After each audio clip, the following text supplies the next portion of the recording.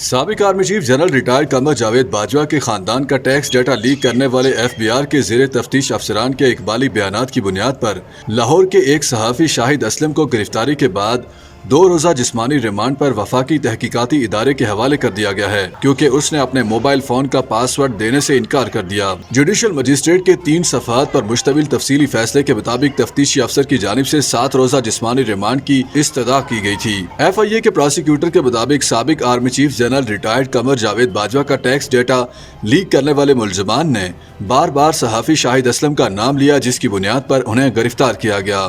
وفاقی تحقیقاتی ادارے نے شاہد اسلم کو 14 جنوری کی شب لاہور سے گرفتار کیا تھا، جس کے بعد انہیں اسلام آباد کی مقامی عدالت میں پیش کیا گیا۔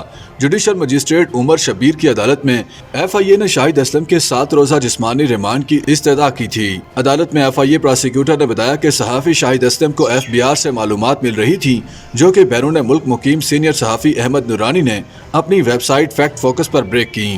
خیال رہے کہ احمد نورانی نے سابق آرمی چیف جنرل باجوہ کی ملازمت کے آخری ہفتے میں ان کے خاندان کے اثاثوں اور جائیدادوں کی تفصیل پر مبنی ایک رپورٹ شائع کی تھی۔ باجوہ کے خاندان کے ٹیکس ریکارڈ، اثاثوں اور جائیداد کے لیک ہونے پر وزیر خزانہ کی جانب سے کروائی جانے والی انکوائری کے بعد فیڈرل بورڈ آف ریونیو کے 2 سینئر افسران کو 4 ماہ کے لیے معطلی کی سزا سنائی گئی تھی، جن پر ڈیٹا لیک کرنے کا الزام ثابت ہوا۔ ایف بی آر کے ایڈمنسٹریشن ونگ سے تعلق رکھنے والے سیکرٹری کے عہدے پر تعینات 2 افسران ظہور احمد اور عاطف نواز وڑائچ کو ملازمت کے رولز اینڈ ریگولیشنز کی خلاف ورزی پر 120 روز کے لیے معطل کرنے کے بعد گرفتار کر لیا گیا۔ گریڈ 18 کے ان دونوں افسران کا لاہور کارپوریٹ آفس سے F B R head quarter Islamabad میں تبادلہ کیا گیا تھا، جہاں وہ بطور ڈپٹی کمشنرز تعینات تھے۔ دونوں پر جنرل باجوہ کے خاندان کا ٹیکس ڈیٹا ایک صحافی کو لیک کرنے کا الزام ثابت ہوا۔ اس صحافی کا نام شاہد اسلم بتایا جاتا ہے، جسے ایف آئی اے نے گرفتار کیا ہے۔ ایف بی آر ذرائع کے مطابق ٹیکس معلومات کو غیر قانونی اور بغیر اجازت افشا کرنے پر 1 سال کی قید کی سزا بھی دی جا سکتی ہے۔ ایف بی آر کی انکوائری میں یہ ثابت ہوا ہے کہ سینئر صحافی احمد نورانی نے جنرل باجوہ کے اثاثوں بارے جو خبر شائع کی وہ مصدقہ دستاویزات کی بنیاد پر تیار کی گئی۔ وزیر خزانہ نے ڈیٹا لیکیج کی انکوائری کا حکم دیتے ہوئے کہا تھا کہ فوجی سربراہ کی ٹیکس معلومات کا اس طرح لیک ہونا رازداری کے قانون کی صریحاً خلاف ورزی ہے، یعنی بلا واسطہ طور پر یہ کہا گیا ہے کہ جو دستاویزات لیک ہوئی ہیں وہ مصدقہ ہیں۔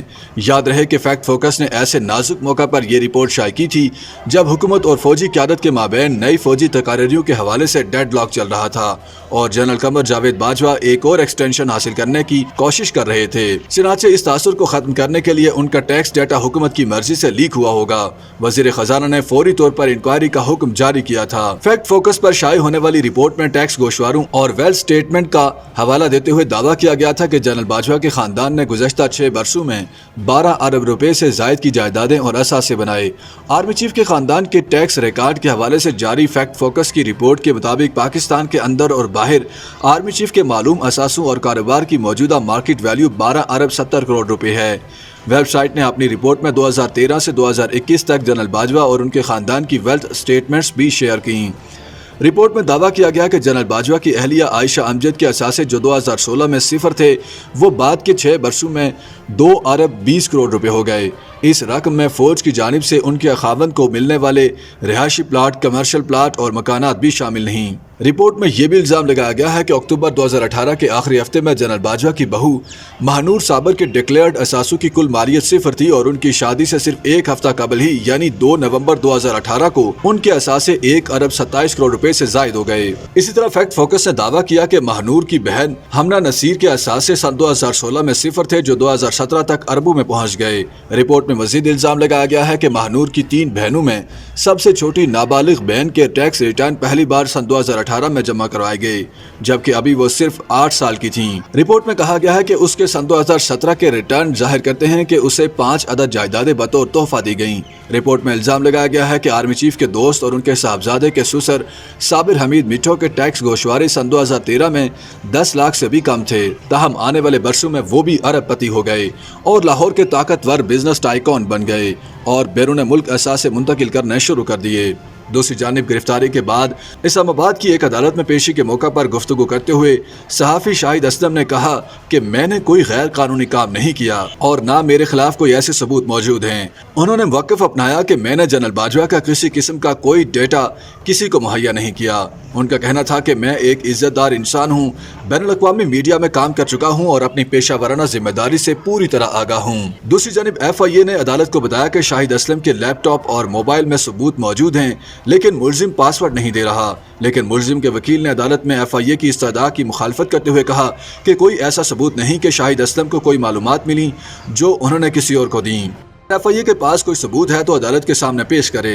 सबसे पहले अदालत इस बात का तयन करे कि शाहिद असलम को दुरुस्त तरीक़ाकार के तहत गिरफ्तार किया भी गया या नहीं। ताहम अदालत ने शाहिद असलम को 2 रोज़ा जिस्मानी रिमांड पर FIA के हवाले कर दिया।